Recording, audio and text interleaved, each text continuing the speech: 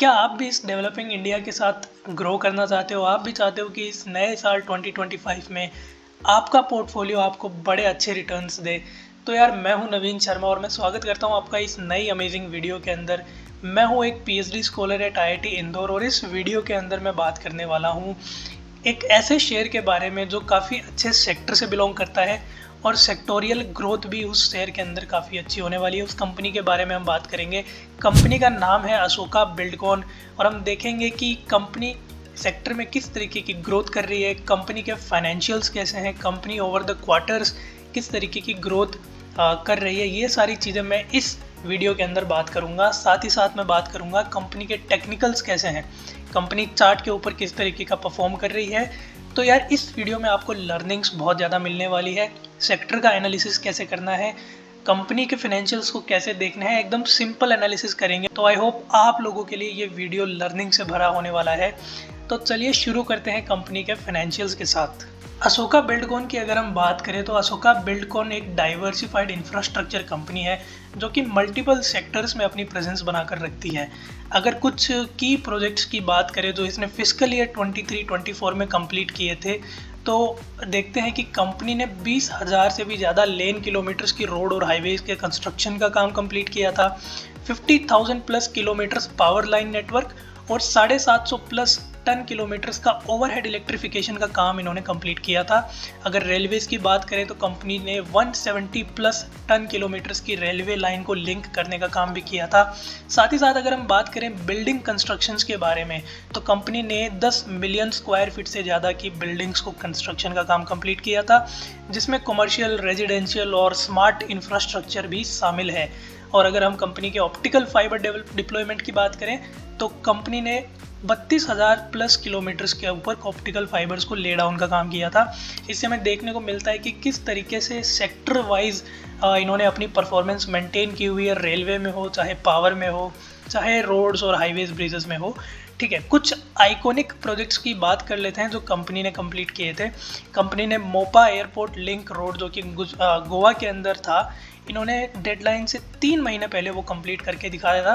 तो ये दिखाता है कंपनी की एफिशिएंसी बहुत अच्छी है।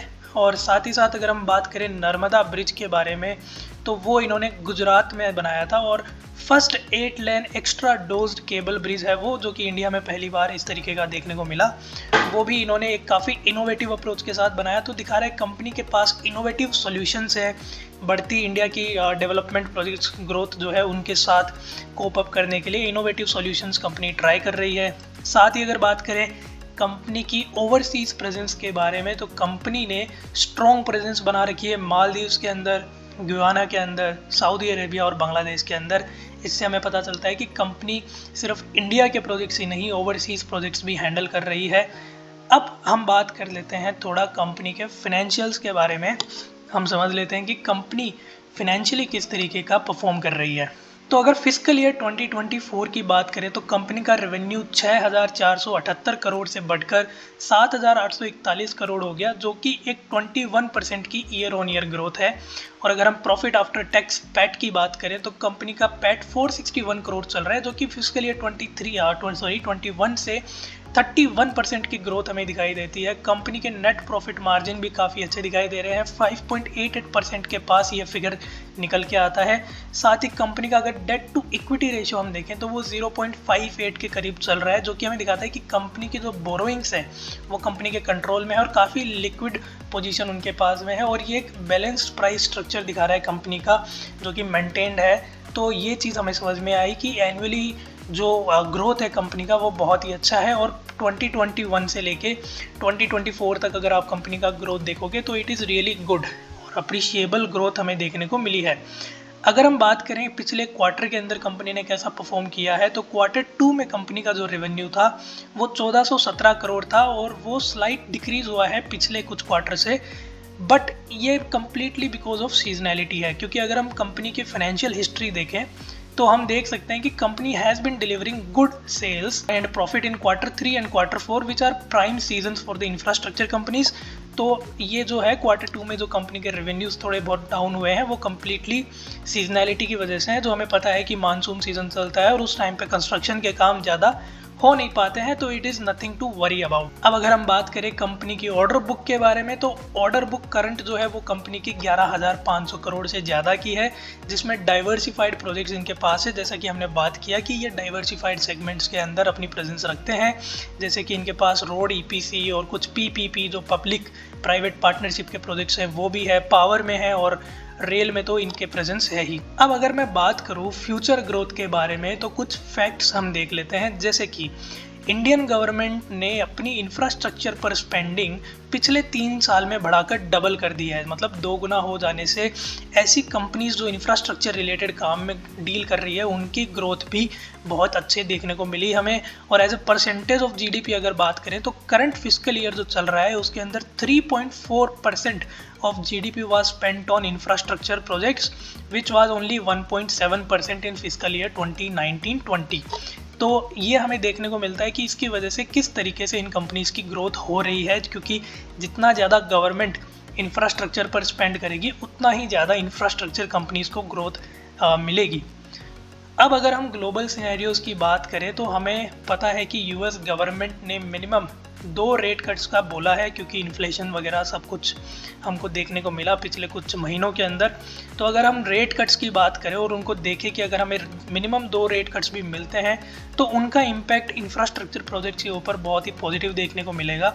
ऐसा क्यों होगा? क्योंकि हमें देखने को मिलेगा जो ग्लोबल लिक्विडिटी है वो इंक्रीज़ हो जाएगी, बिकॉज जो बोरोइंग कॉस्ट है वो रिड्यूस हो जाएगी। तो इससे फ़ायदा क्या है? फ़ायदा ये है कि जो लोअर ग्लोबल इंटरेस्ट रेट्स हैं, अगर ये कट हुई तो it can lead to a surge in foreign direct investment.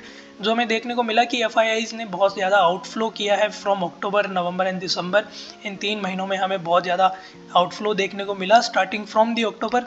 So this can lead to a global inflow of money in the emerging market such as India. साथ ही अगर बात करें कि रॉ मटेरियल कॉस्ट के ऊपर किस तरीके का फ़र्क पड़ सकता है, तो अगर यूएस रेट कट्स होती है, ग्लोबल कंडीशंस इंप्रूव होती है, तो रॉ मटेरियल की कॉस्ट भी डिक्लाइन होती हुई दिखाई दे सकती है, जिसका डायरेक्ट इफेक्ट इनके रेवेन्यू के ऊपर पड़ेगा और रेवेन्यू में ग्रोथ भी देखने को मिल सकती है।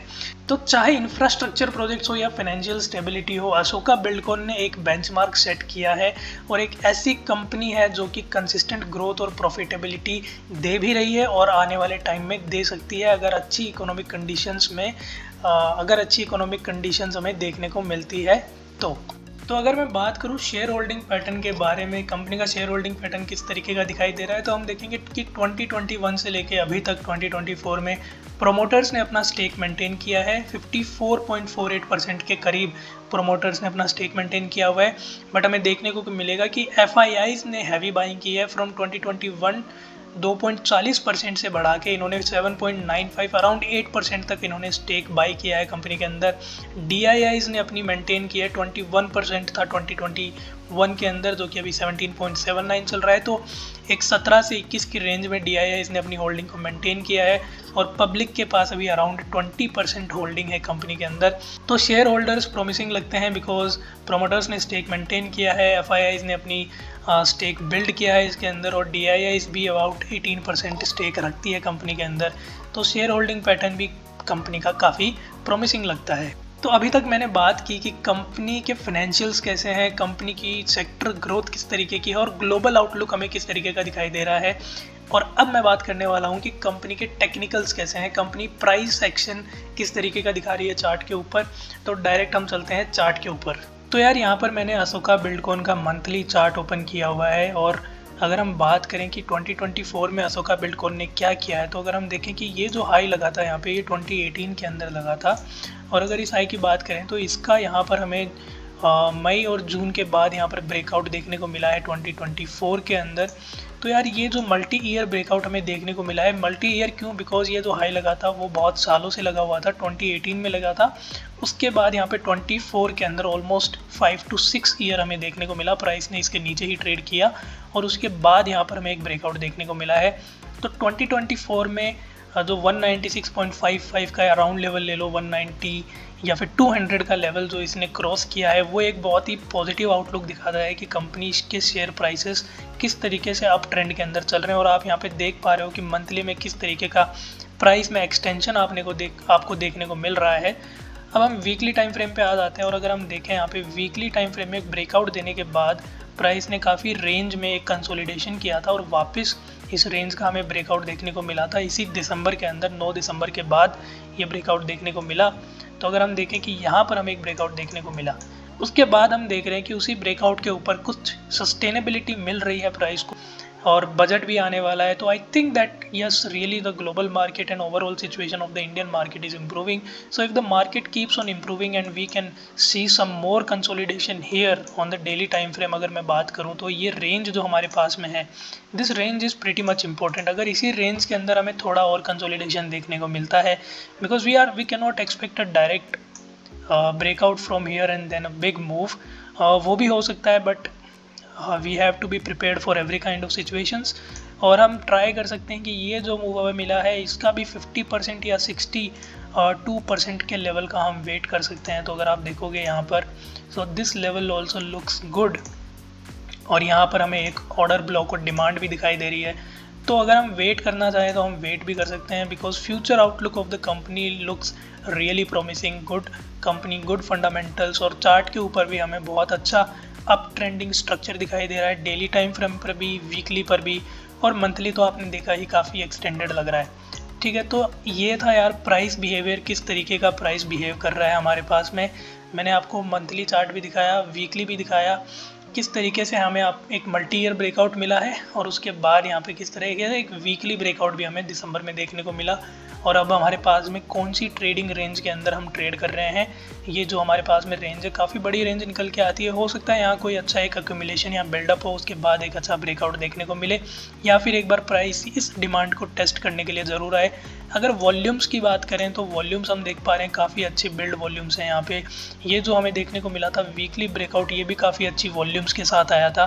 तो there is a good amount of volume being traded in the Ashoka Buildcon. I hope यार आपको ये वीडियो पसंद आई होगी, आपको फाइनेंशियल समझ में आए होंगे कंपनी के, आपको टेक्निकली किस तरीके का प्राइस बिहेव कर रहा है कंपनी का वो समझ में आया होगा, और आपको इस वीडियो के थ्रू बहुत सारी लर्निंग्स मिली होगी, किस तरीके से फाइनेंशियल्स को एनालाइज कर सकते हो, किस तरीके से साइक्लिकल नेचर जो होता है कंपनी का वो आप समझ सकते हो। किसी क्वार्टर में अगर रेवेन्यू कम हुए हैं तो उनको भी आप समझने का ट्राई कर सकते हो कि क्या ये दिखा रहा है कि ओवर द लॉन्ग टर्म ये कम होते जाएंगे या it is just a cyclical nature of the sector in which the company is involve. ये सारी चीज़ें आपको समझ में आई होगी। और अगर आप इस YouTube चैनल के ऊपर नए हो और आपको इस चैनल की इस वीडियो से बहुत सारी चीज़ें सीखने को मिली, तो यार मैं बोलूँगा कि YouTube चैनल को सब्सक्राइब ज़रूर कर देना, इस वीडियो को लाइक कर देना और कमेंट बिल्कुल करना अगर आपकी कोई क्वेरी है और आप चाहते हो कि मैं किसी दूसरे शेयर का फंडामेंटल एनालिसिस और टेक्निकल एनालिसिस आप तक लेके आऊँ, तो कमेंट सेक्शन में ज़रूर बता देना। तब तक के लिए मैं हूँ नवीन शर्मा और ये था अशोका बिल्डकॉन आप लोगों के लिए। Bye bye.